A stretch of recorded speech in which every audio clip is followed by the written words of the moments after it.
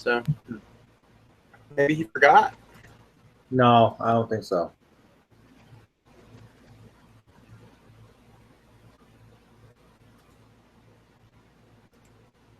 I don't know.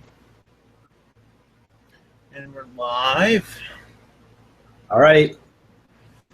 Hey everybody, welcome to the 3cast for August 10th, 2016. I'm your host this week, Matthew Weber. I'm joined by Mr. Vincent Hui. How's it going? Ricky is supposed to be here, but we're not sure where he's at. Maybe he's on some secret CIA mission to get Apple's next product or something. I don't know. He did mention something about Johnny Ive, and I don't know. Look, I'm designing the new Apple car, right? Oh god, yeah. Ricky's going to be the next Apple. He's going to be the Apple car test driver. I don't know. All right, so we didn't really know what we were supposed to do tonight because Ricky was the guy who picked the topic for tonight, and originally we were going to talk about Captain America's according to Vince, a very crappy movie. It was terrible. Apparently it grossed a whole whack load of money. We're going to talk about that probably next time, but it was not a good movie. Who directed that one this time? Was it the same guy as? Is it the same guy who did the Captain America ones before, or was it the same guy who did the Avengers movies? Dude, I don't know. I think it was the Captain America movies because they tried to make it just as dark because it's carrying over the same stupid dark, conspiracy theorist tone that you got in Captain America, the whatever the last one was. I can't remember. Winter Soldier? Yeah. So... yeah, I hate Captain America with a vengeance. I don't like him at all. Maybe it's just that I don't care for the actor because he's, I don't know, he's always seems cocky to me. I don't know. I've never really cared for that character at all. I don't know. My deal with the whole entire franchise is that Captain America is a B-list superhero. It's just lame. It's like a Superman that can't fly. Yeah, that's an excellent point because all he really has is some invulnerability and a shield that hurts people. Yep. Right. Yep. I mean, he's not especially fast or anything. He's just kind of strong. Mm-hmm. Yeah. All right. Anyways, so there's our review of Captain America: Civil War. It's kind of terrible. Anyway, so we're going to jump to Ricky's second topic, which is the Apple car and self-driving car. I would just like to put so there's been rumors about an Apple car since Tesla became a thing. Yep.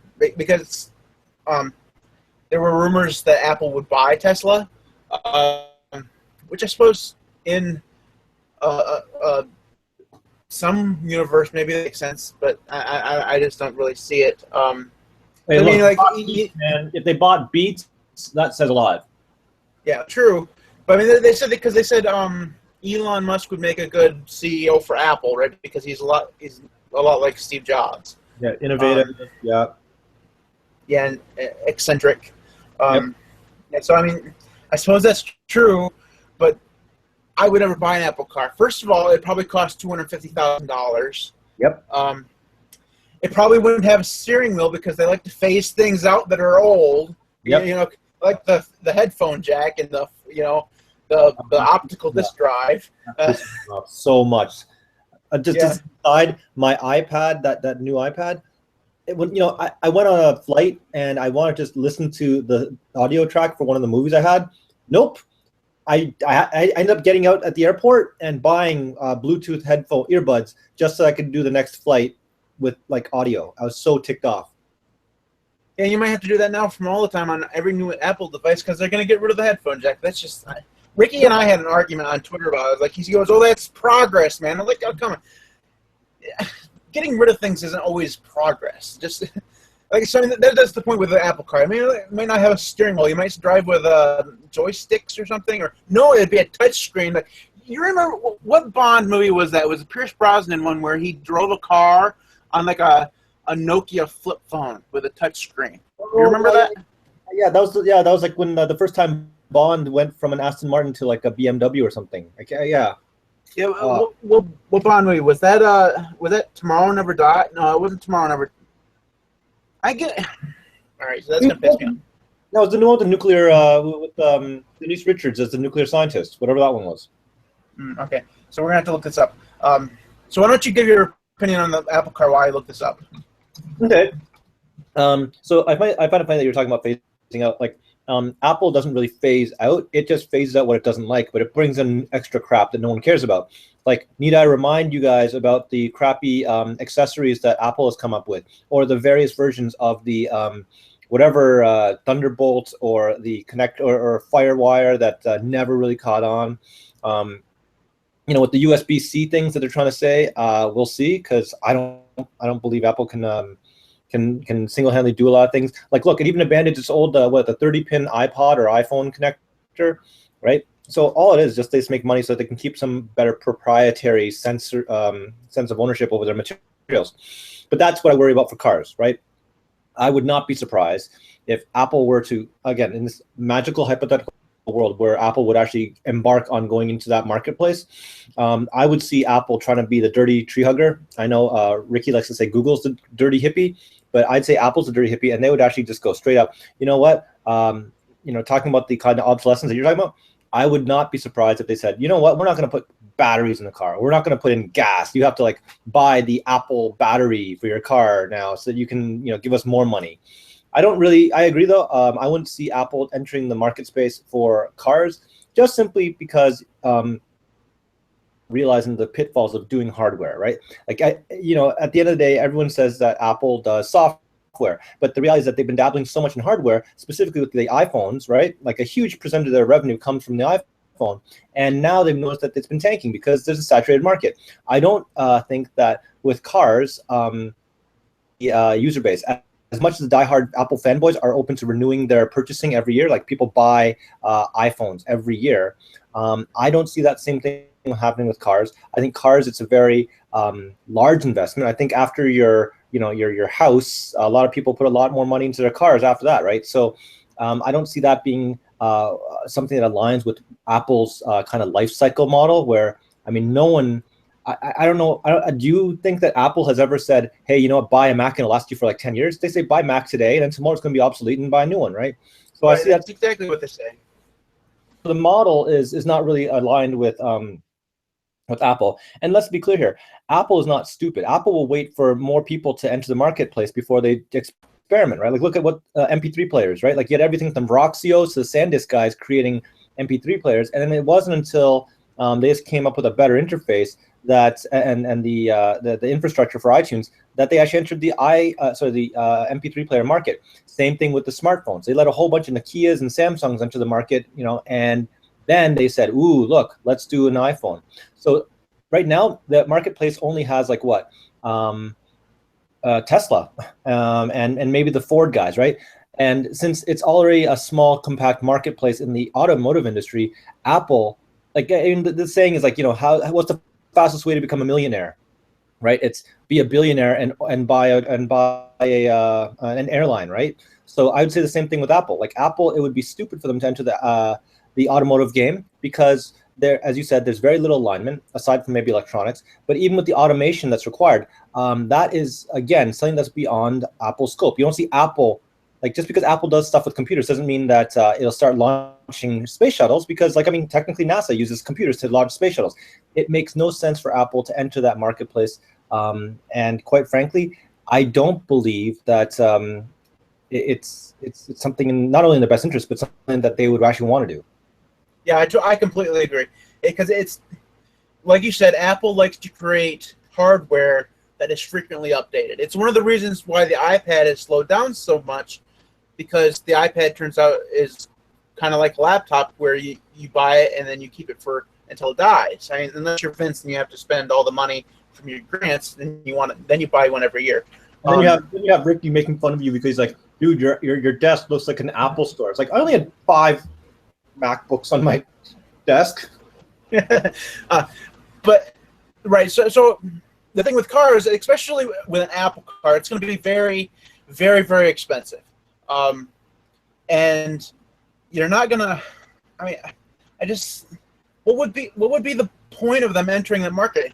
I mean, profit margins aren't as high as they would like. I mean, Apple likes to make 50, 60% profit on Yeah. on their products. That's not going to happen in a car. Mhm. Not if you want to sell it to anybody, you know. I mean, unless you're going to create $1 million vehicle, and then sure, you know. Yeah. It's just it makes no sense, especially when they can if they focus on it well enough, they can create software like Apple CarPlay that goes into existing vehicles. Yeah. You know, it's That's just fine. yeah, that's where they're going to end up having to go if they want to make a dent in the car market, because that's where the innovation can happen, because then they can go through and reiterate and reintroduce new ideas every year, whereas the car is just they wouldn't, there's no way they could come out with a model every year. It's just, I mean, I know they do, and like Ford does or whatever, but basically there's not a lot of difference between the 2014 car and a 2015 car. I mean, except for minor design changes, and that's not what I mean. I don't know. It just doesn't make any sense. You know what though? If you're right, like I think if Apple saw cars like they saw, say, computer monitors, right? Like everyone needs a computer monitor to operate the car, but if they were to say, look, you got a new MacBook Pro or a Mac Pro, right? And we update the software, we update various things that you need, then that is their kind of bread and butter to actually update the software. So if like the car was effectively something that was the standard thing, but then on the inside you could do anything and everything with the software, which affected the experience, that could be cool. Now, I think we should use this as a jumping point to then talk about, say that inevitable issue of driverless cars, right? And Apple is not in the industry like Google is, where it's trying to do all-encompassing stuff. Apple doesn't go out of its way. Like, I mean, look what happened with Maps, right? Like, Maps kind of was a dud, and it still is a dud to this day. And they tried to kind of invade and stretch itself thin into something that they believe that they could cover. The reality is that Google is much bigger and more capable of it, and Apple has probably learned that even though they might play with automated bots or systems of AI that allow for us to identify driverless car technology, I don't believe that Apple is able to really do a good job of it. And let's be honest here. You've heard in the last year, optic recognition and driverless cars getting into accidents, right? Like there was that one incident where a big truck was crossing in front of a driverless car, and the driverless car didn't detect, because it was a white truck, it didn't detect that there was a horizon, so it just kept on accelerating, and the guy just went and drove right into a truck, right? So Apple cannot. The stakes are too high, quite frankly, right? Even like Elon Musk or anybody that's doing the driverless cars in Google, they're like, wait a sec, it's not cool. And I'm not sure if you've been following up on the whole driverless car model, though it is really great from a transportation side of things. The reality is that A, the cost is still a bit of a question mark, and B, users, like if you go and see driverless cars, you cannot just be like sitting there reading a book. You have to actually still have your car in a way that you are holding something, because it's the oh crap kind of button where it's like, oh no, I see myself, and you actually grab the joystick or you grab the reins again. So you cannot just simply sit there and sleep while the car drives you. And that's a big issue with the driverless cars as it is right now, and certainly within the kind of parameters of conventional law. Hey, Rick is there. Hey, what Yeah, the Ricky hell, joined us. you guys switched up the time on me or something? Like, what the fuck, 9:15, man? man. We agreed a month ago. Oh, yeah, and you guys didn't even remind me. Like, what the I emailed you a seriously? week ago to A remind you, week man. ago, yeah, I'm supposed to keep that shit in mind. Dude, I think we also called you up. Okay, okay, so let me speak since I'm coming on late and I got to listen to some of what Vince was saying. Okay, so here's the thing. I mean, with regards to the whole maps thing, that's kind of stupid to compare Apple to Google, because Google was in the maps thing for like a decade before Apple even stepped in. So if you're going to compare someone that's had 10 years to work out all the kinks to something that's just coming into the arena, that's really not a No, but fair. Ricky, Like, first, no, seriously, come on. Like, and like no, Ford and no, those cars for like a that's century. no. You can you're gonna, if I mean, that's like saying, okay, well, let's take a look at Ford, who's, the company has been around for centuries or whatever. Oh, let's take a look at No, no, all of their sales, and then well, compared to Tesla, oh well, Tesla sucks because they haven't made as much money as Ford has. Like I'm that, not come talking on, about money, though. that's unfair. No, Ricky, but his the point was that if Apple came out with a car that was as ill conceived and ill thought out and ill prepared as Maps was, people would die. You know, Yes. yeah, so but no, but what my point is uh, to say ill-conceived as like I mean Tesla just came out with cars. It's not like they have been making them for years that's like also Porsche all they and do. Mercedes and BMW. It's not like Apple's just gonna get, five of the guys from the iOS team and say, "Hey, go make a car." It can't be that hard. Like, I mean, seriously, come on, Okay, Rick, can you maybe you But missed my anyway, first question? Because one of the other questions we asked was like, why would Apple even bother going into the car industry? first I'm gonna talk about autonomous cars. So here's the thing, like, I mean, I don't know if you guys saw, but I mean, Mercedes has been already putting out ads about how long they've been working on a self-driving car, and now they finally, gotten to a point where, it's working and blah blah blah. And I think it was what the C300 or some model that they, put an ad out for.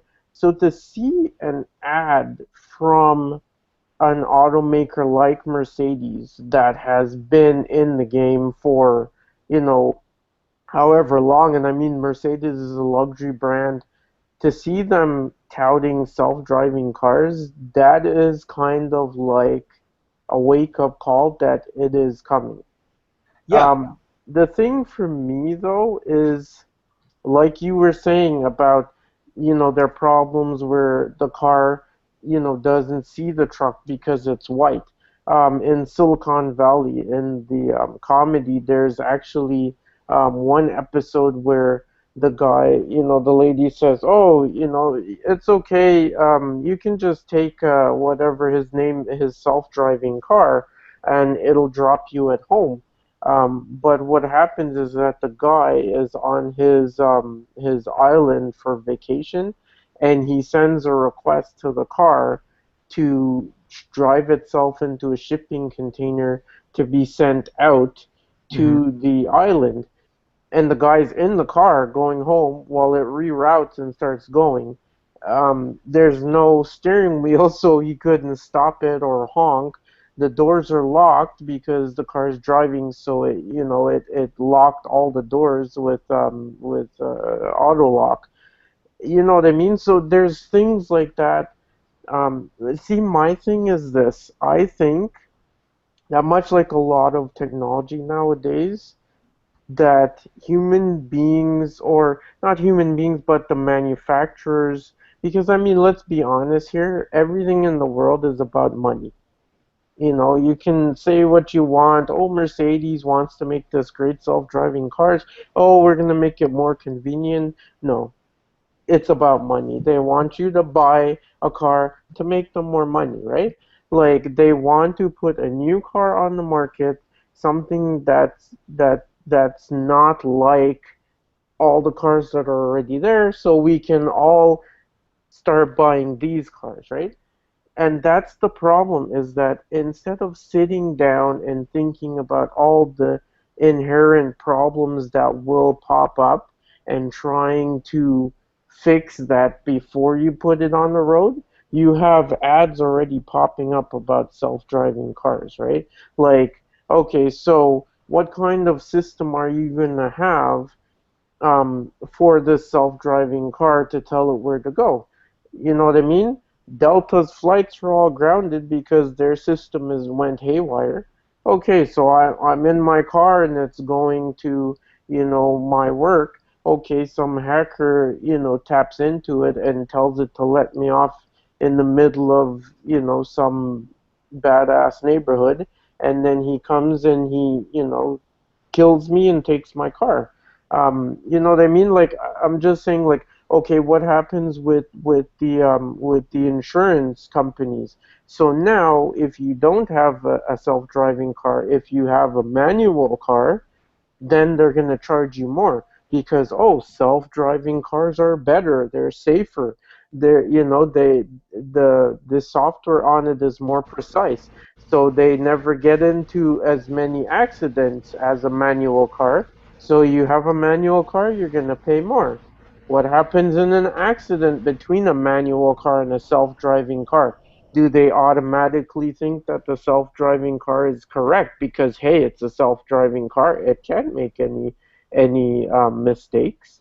Things like, if the self-driving car is driving and someone steps out in the road, but they can't change lanes because there's a car there, what decision does it make? Does it kill the one person, or Yeah. does it change lanes and hit the minivan with four people? It takes it. You That's know the what I thing. mean? Have that, right? They've actually done that. Exactly. Like Takes out the pure victim. yeah, these are the things that you would need to sit down and solve, but they're not going to do that because, oh, that's going to add 10 years to our horizon. That's 10 years that we won't be making money. No, we can't do that. We've got to put it out now, and then we'll figure out all the rules to put in place along the way. Like, how many times have we heard in the news, well, this is, technology is changing at such a rapid pace, lawmakers have to keep up. No, you know, the technology is coming out. No one cared to think about what law to put in place. No, we'll just bring it out and then we'll decide what law goes into place. That, so for me, that's more the kind of thing, you know what I mean? Like, I see, you see little kids now. Do they have to know grammar? No, because there's spell check.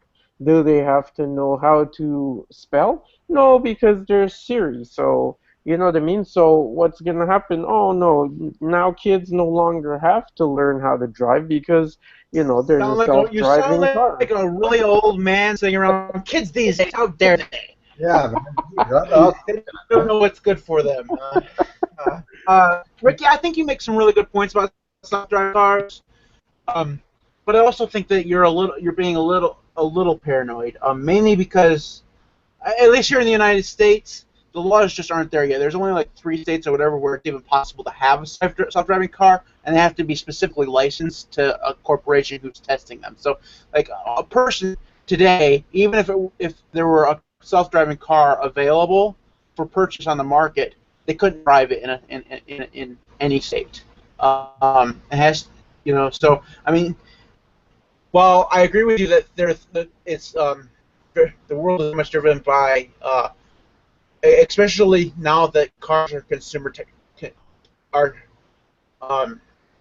thought of as consumer technology products instead of vehicles.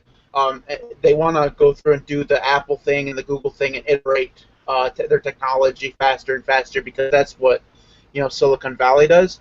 I still think that despite all the hype that we hear about self-driving cars from Google and Tesla and what did you say, Mercedes-Benz or whatever, it's still we're still at least 10 years away from these even being legal on the streets, I think. well. Okay. Sorry, just finish off because I got something to say about that. So I was basically done. It's just that there are you're right. There are many problems that they have to work out. I mean, not the least of which is GPS, because according to GPS signals, I don't live in my house. I live about 450 yards down the road. Exactly. That's another thing.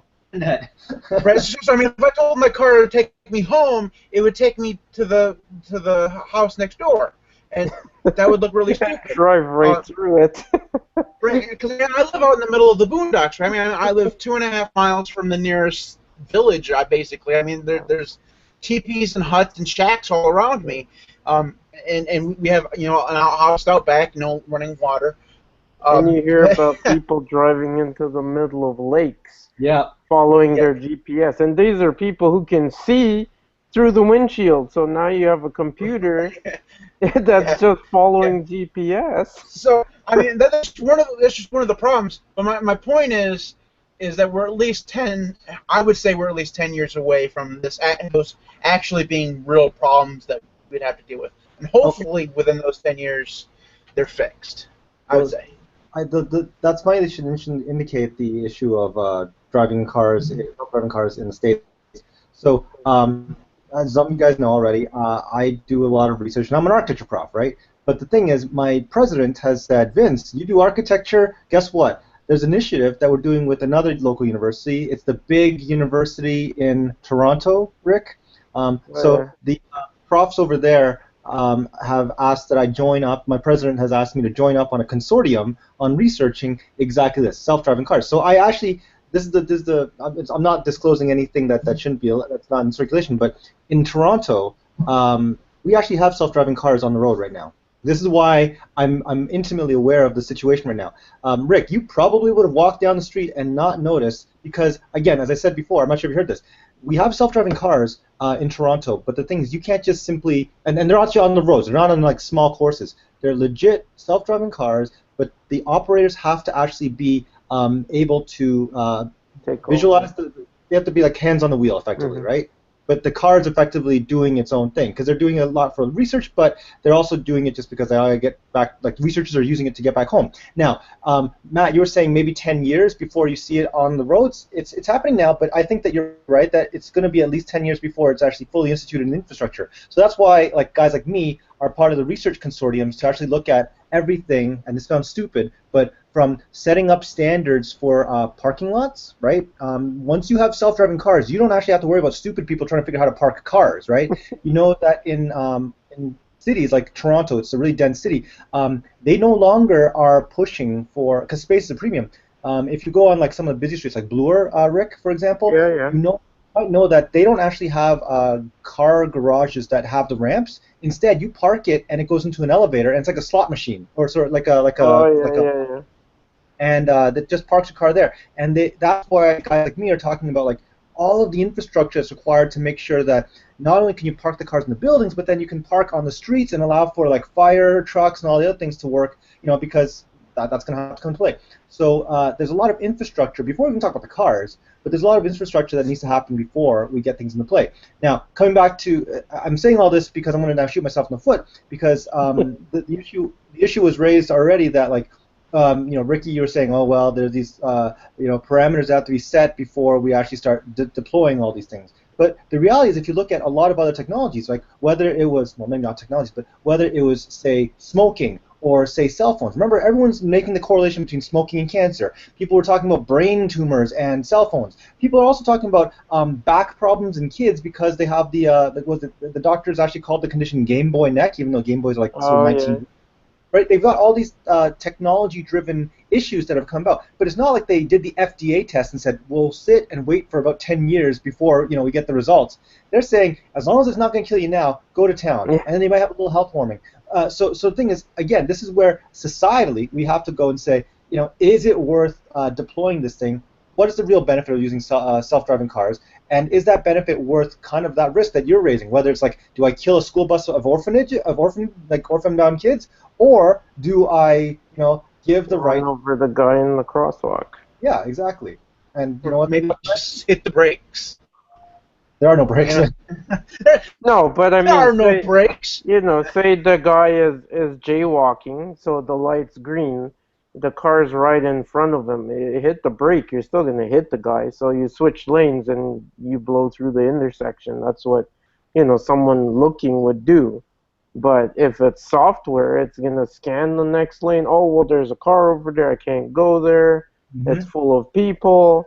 Well, this guy, you know, the light's green for me, so, hey, this guy's wrong. I'll just run him over. Yeah. All right, so I've actually been talking about self-driving cars to my mom. And my mom's, you know, in her 70s, and she's very, as she's gotten older, she's become very much more conservative, as older people tend to do.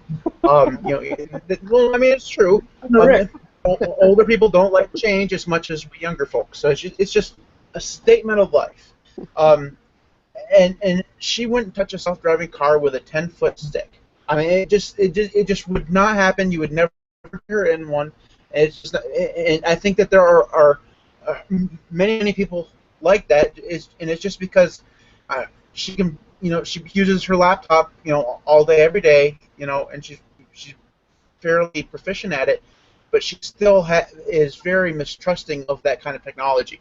And my point about the story is that in order for self-driving cars to become something that is prevalent in industrialized society, we're going to have to. I know this sounds bad. We're going to have a die out of the older people, the older generation Well, before see, that happens. that's why I brought up the insurance aspect, right? I don't think so much it's a diet of the older people as the government will just, or not the government, but I mean, the people in power will just force you, right? That's why I said they're gonna tell you, they can tell you, well, self-driving cars are safer, they're more precise, they will not, get into accidents. So Maybe up if there, you socialist choose, Canada, but down here we have capitalism. It's yeah, just unless not, Trump wins, then all right, King Trump. I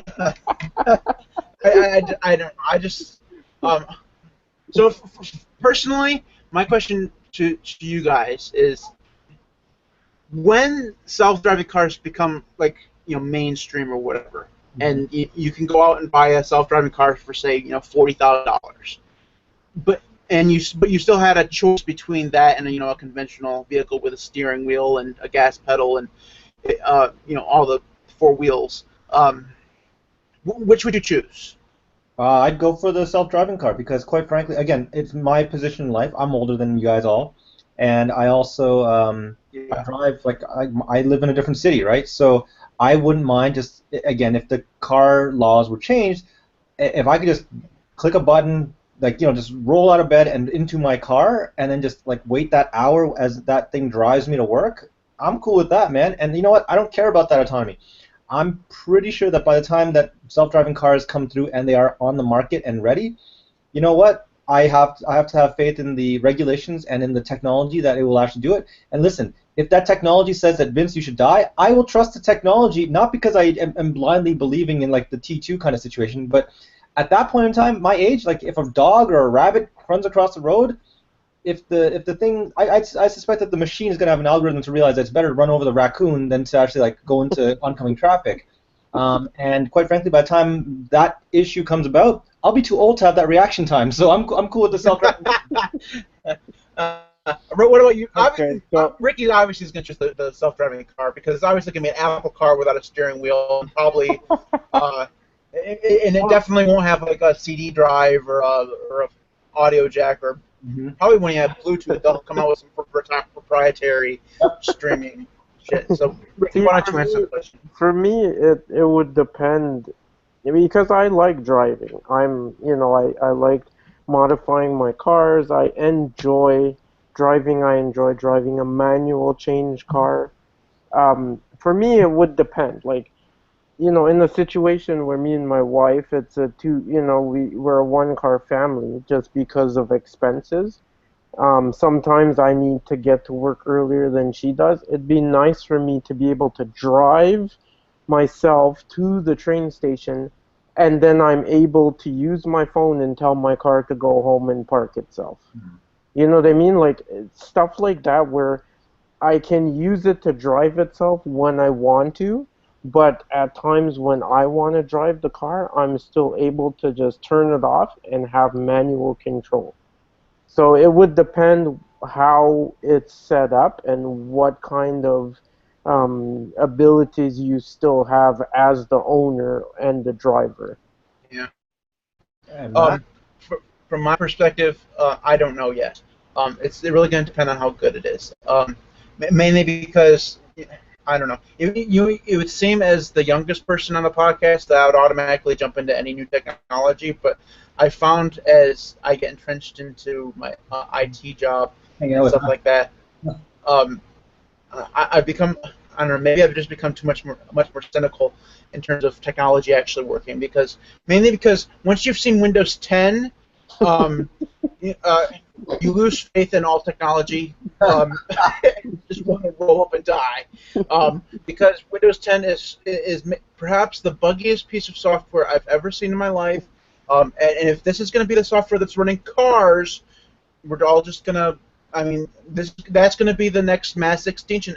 extinction event that kills off, instead of killing off the dinosaurs, it's going to kill off human beings. We're all just going to get in one massive crash, and then John McClane will come in and kick whoever's ass. Johnny Ive, probably. So, I just want to comment one more thing about the driverless car thing.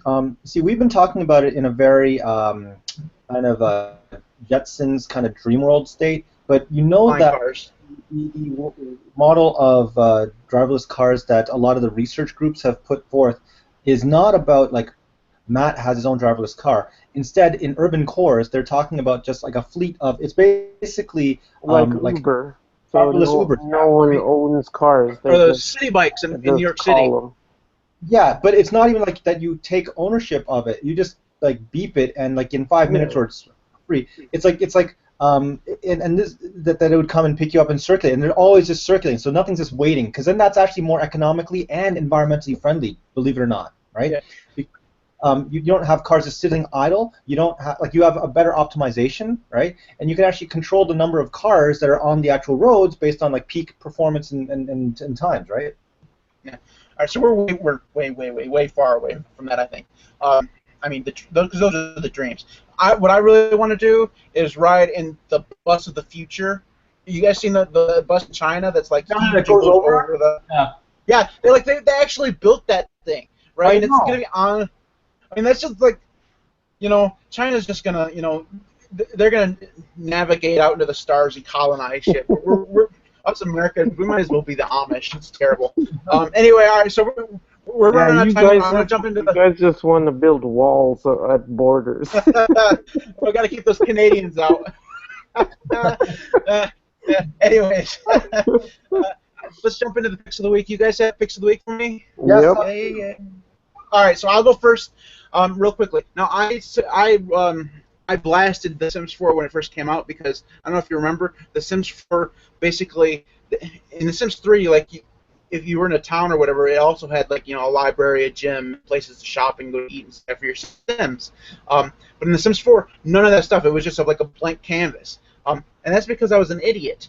Now that I've actually played it for a little while and gotten back into it, you actually have to build those places if you want your Sims to be able to go to them. And then there's like a tool that will zone it as like a library or a gym or a restaurant or whatever. And then it will go through and actually employ people. It's kind of interesting. It gives you more control, but it just it makes The Sims 4 much more enjoyable than it was when I first started playing. Because before it was just like, God, I mean, these people can only stay in their houses. That's just boring. Anyways, Vince, you're next. Okay, so you guys know that I'm a big RPG player, and I'll be honest with you. I thought this game was kind of silly because it looked very 8-bit, but I'm actually, quite frankly, I'm not quite addicted, but I find myself playing it a lot. Pokemon Go. No. Screw you, dude. What are no. you, 5? Yeah, Final Fantasy Brave Exvius. It's actually like a Final Fantasy game, and it's it's really good, especially those of you guys that remember old school role-playing games. You have to grind your characters, and it's just like it looks like a 16-bit game. I know that none of you guys like those types of games, but it's a throwback for guys like me, and it has like this online component where you can like share stuff with your friends and go online, and you have like you get one of their like colleague that's playing with you. You can get one of his best players to go in and join on your team and your party when you guys fight and stuff. You can share equipment. It's good. So I don't know. Like I find that I'm playing it like usually when I'm playing games on the subway, when my stop comes, I just like turn it off. I don't care. But when I'm doing this particular game, I'm like, I leave the thing on. I go to the Starbucks, just get my Wi-Fi fixed, just to try to see my characters. So it's one of those few things that I actually found like I don't usually like mobile games. So this has got me, man. All right, Ricky. My pick is Documents by Riaddle. So one of my USB drives died last week, and a lot of the stuff that I sync to my phone through iTunes, like images and pictures and stuff, was on the drive. And I have all the stuff on my phone, but trying to get it from my phone to my computer proved to be like this monumental task. Like I tried Funbox, I tried iExplorer, none of them could do it, and I launched that app, boom, hooked it up to my OneDrive, made my folders, and in no time I was uploading everything. It's just a really great app. Good. All right, so there are picks of the week. That is it for us this week. Now, we've had a change in schedule. Not that you'll probably actually realize it, because I'm going to be releasing an episode every week. Because obviously we have about 300 shows that are in backlog that I have to post. Because I'm a lazy fat bastard. So we have been submitted to iTunes. You're welcome, Ricky. It usually takes between 7 and 14 days, so don't expect it up right away. But it was submitted earlier this evening, and we will be on Stitcher and some of the other podcast things as time goes on. And we've always been on YouTube. So YouTube is actually where we are most of the time, because that takes no effort on my part whatsoever, and that's what I'm looking for. Now, if there was a self-podcast editing software where all I had to do was get on my computer, press a button, say edit my podcast, and then post it, and I'd be like, why can't Apple do something like that? Screw a car. Anyways, if you want to get in contact with us, you can do so. I'm at MTWB on Twitter. Ricky is Ricky_Williams1. Vince is VWHUI. The podcast is at the 3cast. We've been going at this for 45 minutes. We've done it that long in ever. We've done epic ones with like games and stuff. Oh God, I don't want to get into our history, but I was thinking about it. You guys remember when we used to have a list of news items that we go through every single week? Like, oh my God, that was just so adorable of us. Anyways, you can look us on Facebook at facebook.com/3cast. We are done this week. We'll be back in 2 weeks because we do it every other week now, and we'll see you then. We are out.